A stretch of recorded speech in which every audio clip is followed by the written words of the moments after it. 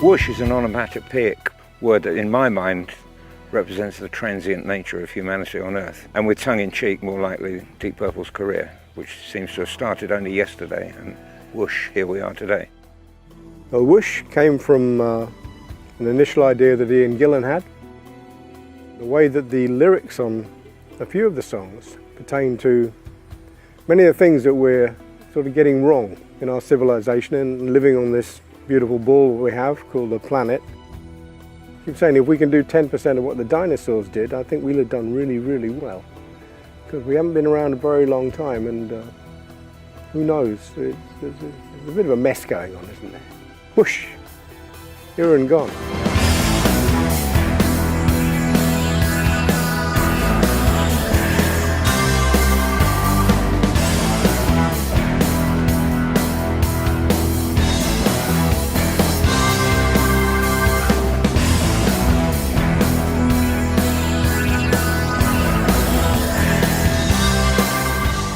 First of all, say there are no new elements in music, Western music anywhere. Everything that we do has been done. All creatures great and small. The art is doing it in a way that is not obvious and people don't recognize it being done before.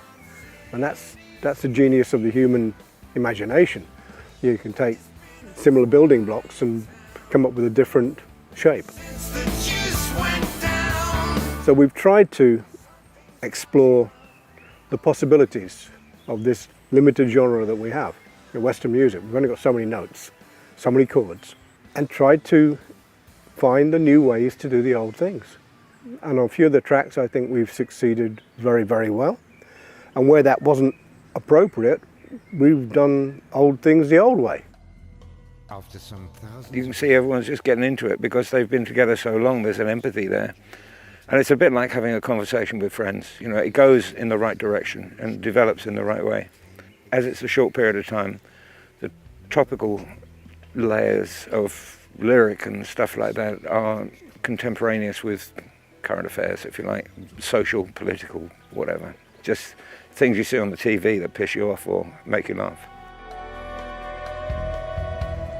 You can't help but notice that there's a lot going on at the moment, and as the lyrics are entirely enigmatic, you could relate it to almost anything.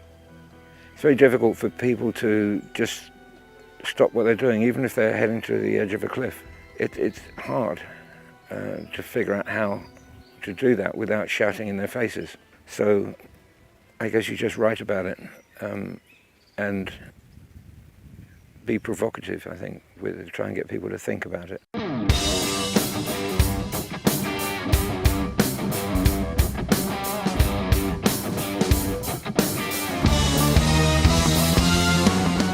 This is a great thing about Bob Ezrin because he's come on board now and he's very good at steering this ship. Well, you leave any bunch of musicians in the studio by themselves and it's like a bunch of headless chickens. Everybody's doing what they want to do rather than what they need to do. And it's like an army without a general. Somebody has to put it in place and say, okay, this is what's happening. We're going to do this morning, we'll start this time, and everybody's focused on that. And when you are in the process of getting those first tracks on a piece of music, you may have something which sounded incredibly good in the rehearsal room, but Bob's in the control room listening to the whole picture. Clearly, he can hear everything. With Bob now, it's great because he encourages us to loosen up. He said, I don't want songs, I want music. And so it's great. It's a much more relaxed atmosphere, much more confidence. And if he likes something, he'll encourage us to go along that path. It's been fast and spontaneous, and when that happens, you generally get a nice record. When you're not fighting to get a track. And Bob doesn't let you do that. I found working with him very, very easy, and I think the fact we've done it 3 times means that we all accept that sometimes it's not going to be smooth, but it's always going to be creative. And that's all you want. You've got a vulture up there. But working with Bob, we don't have enough goes at things to get bored with them, you know. We use this pretty standardized way of recording. Okay, we still record all together at the same time and do that whenever possible. But it means you've done something 3 or 4 times and you move on, so you don't get bored with it, and it's fun.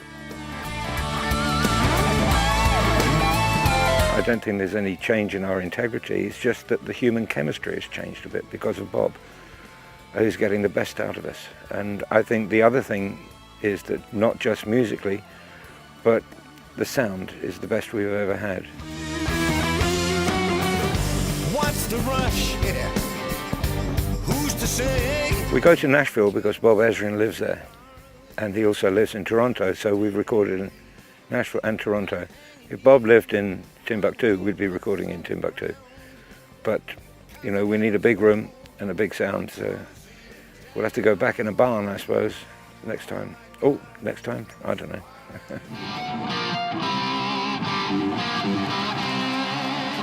We decided over a few beers in the early days that one thing we were never going to do was attempt to be fashionable. For the very reason that if you're fashionable today, by definition, you're going to be unfashionable tomorrow. And the other thing is we never second-guessed our fans or the business or radio or trends or anything like that to try and do something that was commercial. We just did whatever the hell came out naturally and hoped that people liked it.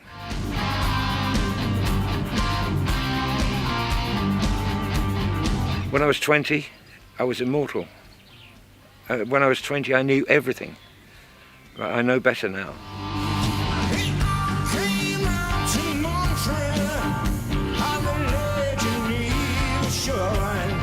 We all change and we evolve. Lyrics used to be about fast cars and loose women and going crazy and angst and stuff like that, and conspiracy theories and who done you wrong and all that stuff. As you get older, it's kind of embarrassing writing about that stuff. I can think of a few positive things. I've done loads and loads of work. I've been setting aside 4 hours a day in the morning early to write. Well, when you have this much time on your hands, you have to find something to do with it.